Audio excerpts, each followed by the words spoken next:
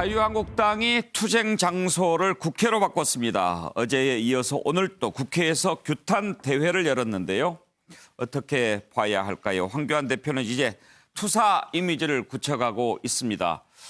지금 옛날 사진이네요. 수염이 꽤 많이 자란 모습인데 지금 황교안 대표 어제에 이어서 오늘 또 국회에서 규탄 대회를 했는데 어제 황교안 대표의 힘을 보여줬습니다. 밤 8시 넘어서 경찰이 계속 집회 시위를 한다면 연행하겠다라고 발표를 했는데도 참가자들 꿈쩍하지 않았는데 황교안 대표가 돌아가달라 이렇게 얘기하니까 황교안 대표 말에 따르는 그런 모습 보였습니다. 어제 그런데 국회 본관 진입 시도하고 또 국회 경내에서 집회 시위를 했는데 상당히 좀 불상사가 많이 있었습니다. 30 의원 밀어붙이면서 안경이 떨어지고 또 폭행도 있었고요. 홍영표 의원에게는 또 욕설을 퍼붓는 그런 모습도 나왔습니다. 정의당 관계자는 머리채를 잡히기도 하고. 자, 이런 폭력 집회가 있었는데도 황교안 대표가 여러분이 승리했다. 이런 말 혹시 불에 기름을 부은 것은 아니었는가. 자유한국당에서도 역효과가 나지 않을까 이런 우려가 좀 나오고 있고요. 황교안 대표가 너무 흥분한 것 같더라 그런 얘기를 했습니다. 민주당과 정의당은 국회 폭력 사태를 교사하고 방조했다라고 하면서 황교안 대표와 조원진 우리공화당 대표를 경찰에 고발했습니다. 관련된 녹취를 한번 들어보시죠.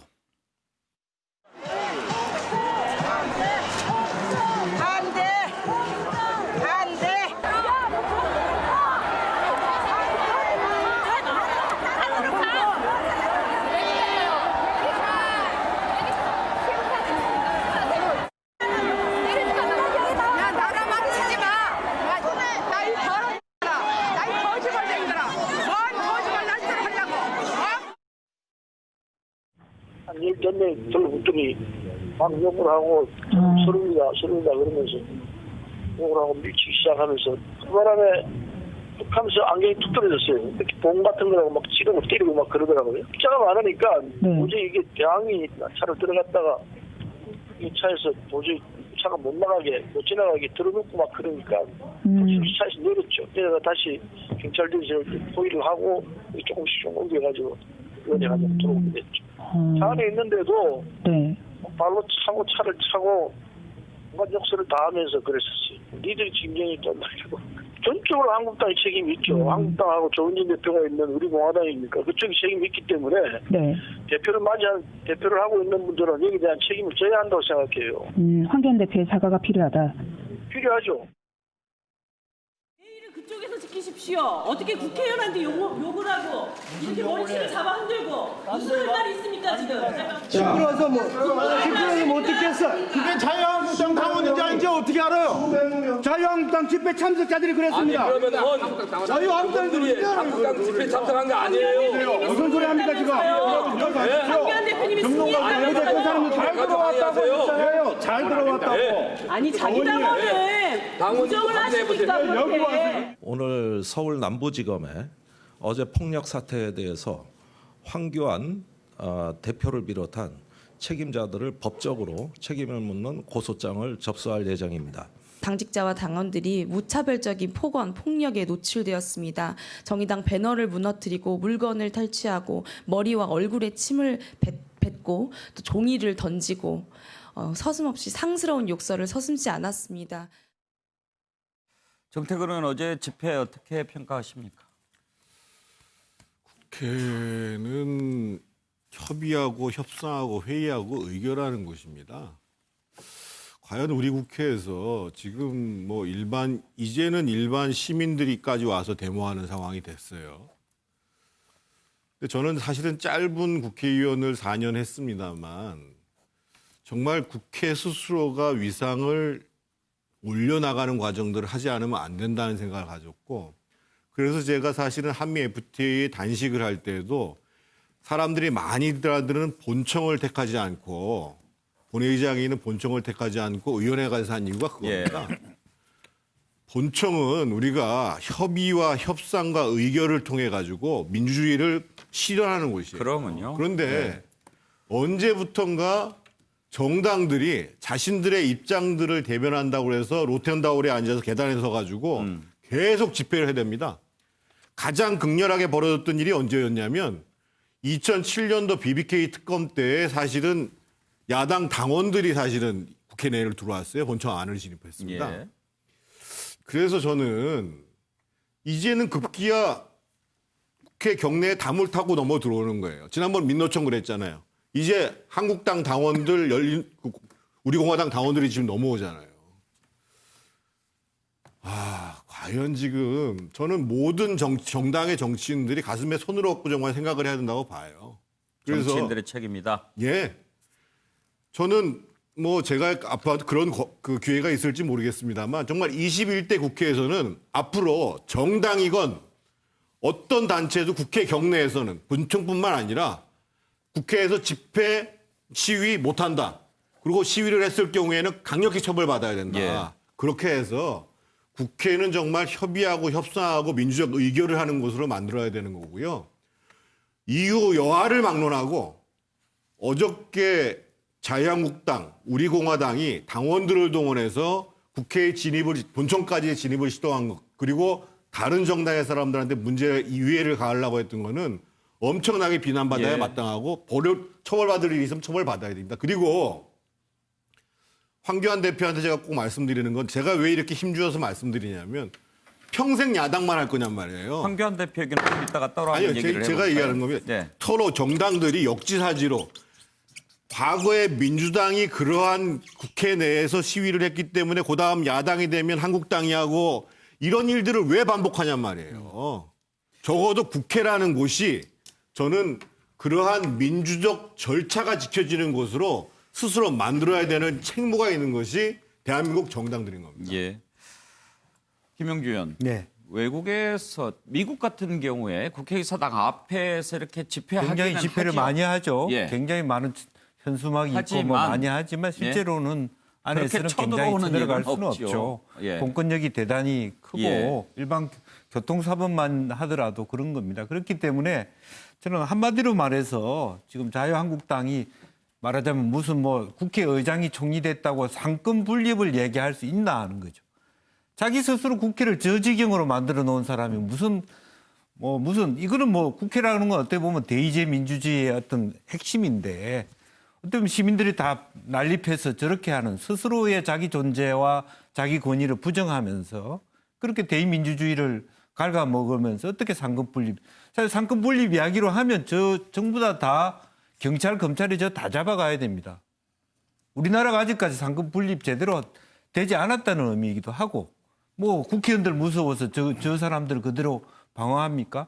국회 내에서도 말하자면 방어권도 있는 것이고 경찰권도 있는 것이 좀 더 강하게 다 잡아 넣어야 된다는 거고요. 예. 그러면 또 뭐 민주노총은 봐주고 우리는 강하게 하냐 이런 부분이기 때문에 그런 문제가 있고요. 지금 현재 이런 상황이 결과적으로 단기간으로는 자유한국당이나 우리공화당이 득세하는 것처럼 보이지만 결국에는 호랑이 등에 타는 꼴이고 황교안 대표 좀 있어 보십시오. 어떤 대우를 저들로부터 받는지. 근데 차재원 교수 이렇게 예. 밀고 밀치면서 폭력이 오고 가서도 안 되지만 네. 그럴 수는 있다 손 쳐도 이 침을 뱉는 것은 정말 모욕적인 것 아닌가요? 그렇죠. 저는 저 기사 보고 깜짝 놀랐습니다. 제가 뭐 그 과거 그러니까 국회 출입 기자로 그리고 또 국회 직원으로 한 십몇 년간 국회를 쭉 봤는데 이 국회 폭력 현장에서 이런 식으로 인격에 진짜 그러니까 아주 치명적인 그러니까 어떻게 보면 모욕적인 행태일 수도 있는 침을 뱉는다든지 그러한 행태는 저는 들어본 적이 없고 뭐 본 적도 없는 것이거든요. 저는 어제 무엇보다도 어제 지금 이 국회에서 일어났던 이런 폭력의 이 당사자들, 그러니까 주체가 누구였느냐 부분이 상당히 우려스러운 부분이 있다는 것이죠. 그러니까 예. 이분들이 국회 그러니까 2009년도 미디어법 통과할 때 예. 국회 본청을 둘러싸고 한번 저런 상당한 좀 그랬죠. 물리적인 네. 그러니까 대치가 벌어진 적이 있었는데 그때도 정당의 일반 당원들을 소집해서 국회 안으로 그러니까 들여보내서 한 것이 아니라 제가 알기로는 그때 당시는 그러니까 그때 당시 야당의 보좌진들 네. 그리고 또 이 그 언론인에 대한 그 몸을 담고 있는 시민단체 네. 일부 이런 분들이 동원됐던 것이지 동원했다기보다는 아마 자발적으로 왔던 분들이겠죠. 그런 분들인데 이번 같은 경우는 이게 지금 그 이 자유한국당을 비롯한 이 보수 야당의 당원들이 대거 들어왔다. 이러한 부분들에서 당 지도부가 적극적으로 앞장서고 격려했다. 이런 걸 대목을 생각해 보면 과연 보수가 이야기하고 있는 보수 정당이 내세우고 있는 법치나 이 지금 이러한 가치하고 과연 맞느냐는 부분입니다. 그리고 특히 자유한국당의 당 대표는 무엇보다도 사회적인 그러니까 이 지금 이 질서를 강조해왔던 이 지금 공안 검사 출신입니다. 이런 분이 이 지금 그러니까 이 불법적인 폭력 집회를 조장하고 앞장선다. 이러한 부분들에 대해서 과연 어떠한 이야기를 할 수 있을 네. 것인가.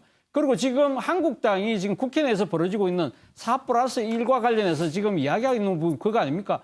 표라는 물리적 힘을 통해서 일방적으로 그러니까 지금 뭔가를 통과시키려는 부분에 대해서 강하게 지금 비판을 하고 있다고 한다면 말 그대로 지금 욕하면서 배우고 있는 거 아닌가요? 자신들의 물리적 폭력을 통해서 뭔가를 저지하겠다는 생각 그 자체가 저는 보수 정당하고는 전혀 어울리지 않는다는 겁니다. 장성철 소장, 어제 국회에 황교안 대표가 이제 선두에 나섰는데 자유한국당하고 우리공화당에 같이 있었나요? 제가 좀 사정을 파악해 보니까 예. 우리공화당 당원들이 예. 좀 많았답니다. 아, 그래요? 자유한국당 당원들보다 예. 우리공화당. 그러면 당원들이 우리공화당이 가장 중심에 있었고 거기에 자유한국당이 같이 자유한국당이 한 원래 건가요? 집회를 했었는데요. 예. 우리공화당 당원들도 조원진 대표가 다 이렇게 들어오게 해가지고 예. 같이 집회를 한 모양입니다. 그러면 이제 같이 싸웁니까? 아 글쎄요, 그거는 제가 잘 모르겠습니다. 예. 근데 저런 것들은 정말 잘못되고 창피한 일입니다. 물론 헌법에 집회의 자유가 있고 저것이 법을 어기지 않았더라도 저러한 무질서하고 절제되지 않은 행동은 폭력이라고 생각을 합니다. 폭력이 자신들의 주장의 정당성을 합리화시킬 수는 없을 겁니다. 저는 저러한 행동은 민심과 점점 멀어지는 행위다. 그렇게 비판하고 싶습니다. 오경 변호사, 법적으로 어떻게 되는지 좀 궁금한데요. 일단 국회 경내 안에 옛날에는 뭐 출입증이 있어야 들어갔는데 지금은 그냥 들어갈 수 있게 돼 있습니다. 그렇지만 집회나 시위를 목적으로 국회 경내 안에 들어가서 이렇게 집회하는 것, 그것은 어떻게 돼 있나요? 헌법 불합치 결정이라고 최근에 있었죠. 그 주시법이나 헌법 불합치 결정을 요즘 이제 패널들 중에서 이야기하시는 분들이 있는데 예. 그 내용이 뭐냐면 국회로부터 100m 밖에서 집회하는 건 괜찮지만 그 안에 집회하면 안 된다. 이런 게 과거 집시법이었고, 근데 그게 최근에 이제 헌법 불합치 결정을 했는데 그 내용은 뭐냐면 국회의 기능이 훼손되지 않는 범위 내에서 소규모 와서 같이 토론을 한다든지 또는 이제 국회가 이제 휴일일 때 그때 와서 한다든지 하면 국회 기능을 훼손하지 않는 거니까 예. 그 정도는 100m 그 제한이 너무 엄격하니까 좀 풀어줘야 되는 거 아니냐 이런 이야기 있었습니다. 근데 지금 현행법상도 올해 말까지는 기존 이제 집시법이 유효하고 올해 말 이후에 이제 그게 이제 실효되는 거죠. 그 전체적인 헌법재판소 결정문 취지에 비춰보면 국회 기능을 훼손하면서 시위하고 폭행을 하는 거 요건 이제 헌법 불합치 결정에서의 현재 취지도 반하는 거죠. 지금 이번에 발생했던 것은 범죄죠, 범죄. 직접 국회의 기능이라는 게 토론하고 또 국회의원들이 활동하는 공간인데 그 공간에 가서 직접 위해를 가하고 또 방해를 했기 때문에 이것은 실질적인 범죄 행위고 이 행위에 대해서는 책임을 져야 되는데 그래서 저는 이건 폭력 시위다. 예. 근데 이 폭력 시위에 대해서 책임을 져야 되는데 제가 저 팩트를 좀 체크해 보니까 자유한국당에서 11시에 집회를 하기로 했어요. 그 당에서 당 차원에서 서울, 경기, 인천 조직동을 한 1,000명 하는 걸로 돼 있더라고요. 그 계획서에. 예. 그리고 심재철 원내대표가 각 의원들에게 메시지를 보냈어요. 이 들어오는 사람들 알아서 입법 보조원을 해서 좀 들어오게 해달라. 예. 그러면은 이런 과정들이 실제 자유한국당 지도부가 책임지고 같이 한 거거든요. 그건 그 상황이 폭행이 없도록 또 평화롭게 토론을 하는 어떤 그런 과정이라면 괜찮을 텐데 그게 아니고 직접적으로 그런 과정들을 진두지휘하고 황교안 대표가 처음부터 끝까지 마무리까지 그 주도하는 모습은 이건 정말 부끄럽다. 이것에 대해서는 정치적 책임도 필요하지만 법적 책임도 추궁이 될 것이고 그걸 피할 방법이 참 마땅치가 않다. 이런 생각이 듭니다. 예. 서정욱 변호사. 저는 이제 그 언론에서요, 뭐 보수의 품격 어쩌고 하면서 보수가 이제 법을 어기느냐 이런 비판 많이 하죠. 제가 또 하나 이게 대묻고 싶어요.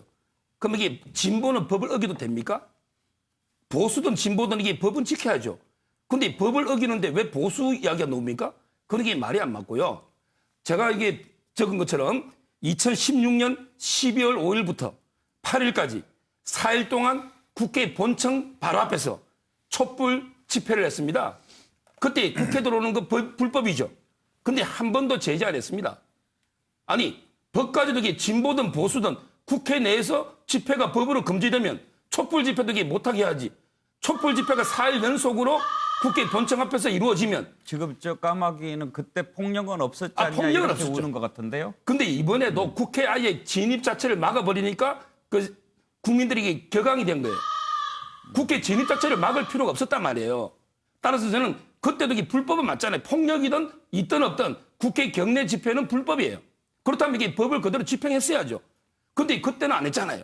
그래서 제가 그리고 이제 두 번째 아인슈타인 이야기를 제가 하나 적어놨는데 아인슈타인. 예, 뭐라 했냐면 불의가 법이 될 때 국민의 저항은 권리가 아닌 의무다. 저는요 1+4 뭐라고요? 불의가 예. 법이 될 때 예. 국민의 저항은 예. 권리가 아닌 의무다. 아인슈타인이 정치인이에요? 이런 말 했습니다. 아, 그래요? 근데 탄압이나 있으니까. 자, 근데 저는요 1+4 실체도 없는데 선거법 게임의 룰을 일방적으로 날치기 통과하는데 그럼 이게 어떻게 막습니까? 필리버스터는 못 막잖아요. 이게 바로 국민의 저항권 아니냐 말이에요. 저는 충분히 그 법이 허용한 범위 내에서 예. 폭력적인 거는 잘못됐지만 국회 밖에서 평화롭게 저는 시위하는 거는 국민의 저항권이기 때문에 뭐 전혀 문제될 게 없다 봅니다. 알겠습니다. 까마귀도 계속 울고 예. 또 많은 분들이 한 말씀 하시겠다고 하는데 차지혁 교수도 꽂을까 말까 고민하시는 거예요? 아니 저한테 제 말에 대해서 지금 이야기를 하신 것 같아서 아까 짧게 지금 해주세요. 보수의 네. 품격 말씀하셨는데요. 그러니까 지금 보수 정당이 내세우고 있는 가치에 반한다는 이야기를 하는 것이죠. 그러니까 지금 진보 정당이 불법하라는 이야기는 아닌 것 같고요.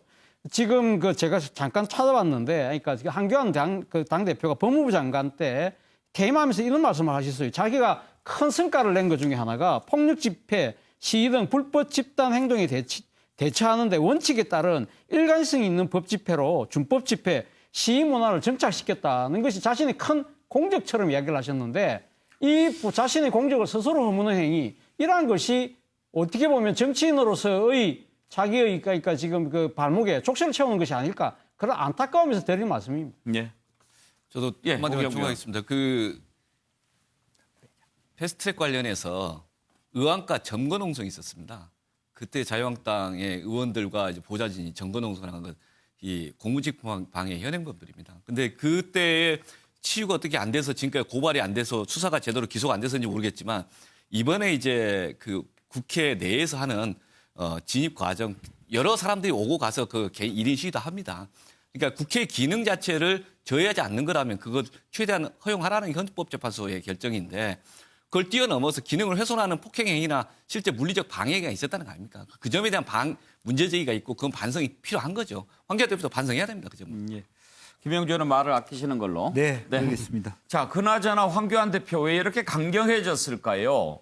황교안 대표가 한 얘기들 한번 쭉 들어보시면 많이 달라졌네 하는 걸 느낄 수 있습니다. 한번 들어보실까요? 국민들을 대변하는 국회에 들어오실 때 자유롭게 오셨습니까? 막혔지요? 오래 고생하셨지요? 우리도 도대체 말도 안 되는 짓 한다고 우리 뭐 이래저래 싸고 하느라 시간이 걸렸습니다. 미안합니다 여러분. 그렇지만 여러분 들어오신 거 이미 승리한 겁니다. 이미 승리한 겁니다. 갑자기 이거 만들어가지고 민주당과 군소 여당들 자기 말하자면 똘마니 뭐 이런저런 표를 얻어가지고 다 모으면 160석 되고 180석 되고 경찰에서도 4차에 걸쳐서 해산 명령을 진행하였습니다. 자, 다 오세요. 우리 경찰도 자제하시고 우리 시민들 저 따라오세요.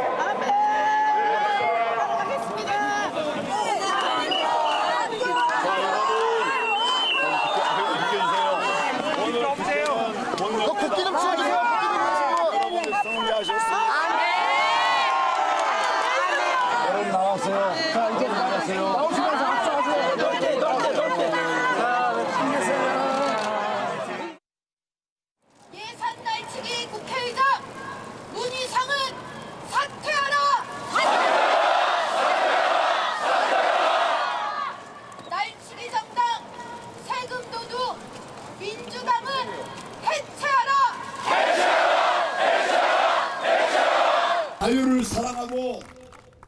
나라의 안위를 걱정하는 우리 자유한국당의 국민들의 민심이 모이고 있습니다. 지금 이 나라가 반민주 독재로 빠져가고 있습니다. 그것도 좌파 독재로 빠져가고 있습니다. 그냥 놔둬서 되겠습니까? 나가야죠. 그래서 여러분 함께 하셨죠? 오늘 반드시 우리의 것들과 결기를 문재인 정권에게 확실하게 보여드립시다, 여러분. 자, 김영주 의원. 황교안 대표 많이 달라진 것 같죠? 예, 아마 이제 단식하시고 난 다음에 더 자기의 신념과 어떤 결단과 또 자기 확신들이 더 세워지는 것 같습니다. 그리고 어떤 자기 리더십도 스스로 느끼고 있는데요. 그 플라브노 효과를 하니까 그런 것들도 느끼는 것 같아요. 이제 그런 건데 저는 좀 더 전혀 엉뚱하게 지금 말씀하신 거 들어보니까 역시 국회의원은 안 해본 사람이니까 저렇게 국회 들어오는 데 대한 불편함을 느끼는구나. 그 앙리 르페브르라고 하는 사회학자가 안과 박 이런 단어를 썼는데 안에 있는 사람과 밖에 있는 사람이 느낌이 다른 거거든요. 지금 이 역할이 많아지는 것도 원내가 아니어서 그런 것이고요. 또 자기가 갖고 있는 경험 안에서 또 국회의원에 당했던 말하자면 법무부 장관 총리로서의 국회에 대한 미움 감정이 저는 있다. 심리적으로 그렇게 생각이 들고요. 전혀 엉뚱한 방향으로 가고 있다. 법무부 장관으로서 저렇게 얘기하는 것 자체가 자기 스스로를 자기 부정하고 있다. 그렇게 봅니다. 장성철 소장 어떻게 보면 그동안 이제 자기한테 씌워져 있던 이미지를 좀 벗어나 보려는 그런 움직임 같아 보이기도 하고요. 네. 본인이 그렇게 결심했을 수도 있다고 보여지고요. 아니면은 조언하는 참모 그룹에서 자, 공천과 총선을 앞두고 있기 때문에 좀 더 강한 리더십의 모습을 보여줘야 되는 것 아니냐라는 그런 조언을 했을 가능성이 있습니다.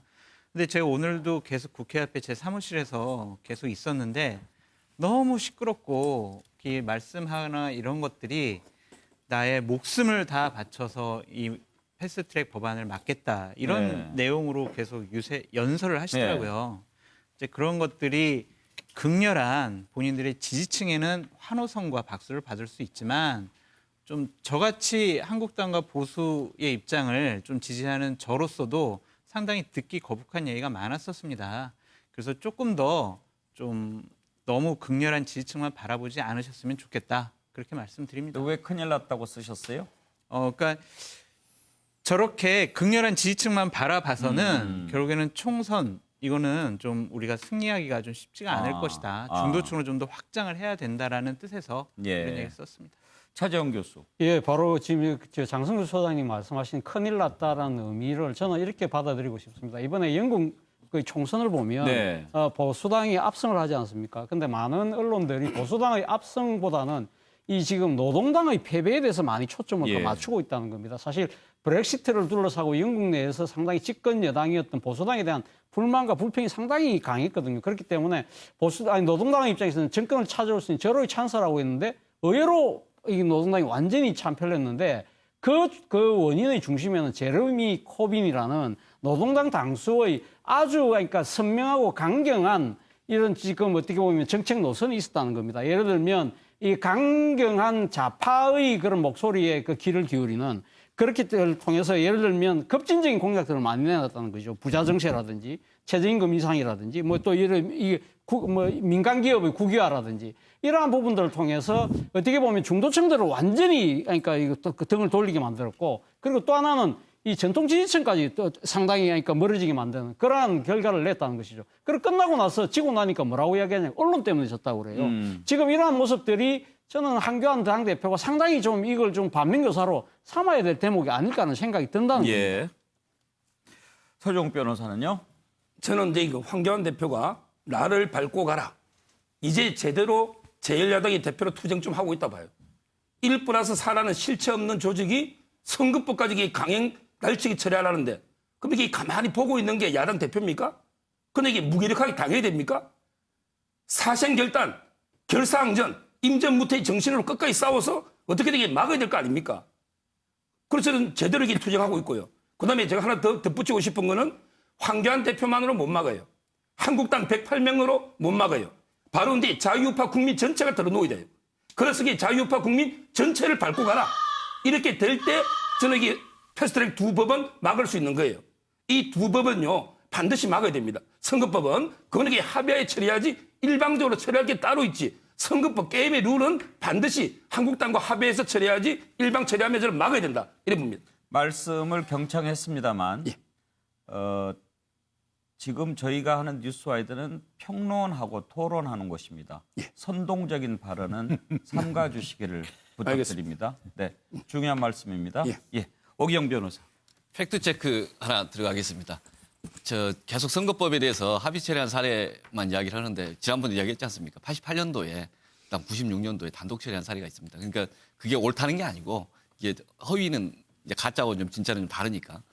두 번째는 지금 현재 좀 안타깝다는 생각이 많이 듭니다. 이제 자유한국당의 황교안 대표가 나름 이제 원칙을 갖고 지지세를 결집하려고 하는데 그게 태극기보다는 성조기보다는 지금 국회 안에서도 미국 그 국회 하는 게 좀 보기가 안 좋아서 제가 성조기보다는 표현을 썼는데 거기만 보고 정치하는 게 제일 폐차가 아닌가 이런 생각이 들고요. 합리적 보수가 살아나려면 다른 걸 해야 되는데 지금 논의하는 과정 속에서도 좀 지적되는 것들이 하나가 자유한국당을 이 동의하는 안이 아니라 자유한국당을 배제하고 다수결로 통과되면 그게 독재라고 그러는데 작년 예산안 통과할 때 더불어 한국당이라고 요구도 먹었습니다. 더불어 민주당과 자유한국당이 합의해서 예산을 통과시킨 겁니다. 그 전에는 더불어 국민당이었습니다. 국민당과 민주당이 합의해서 예산을 통과시켰습니다.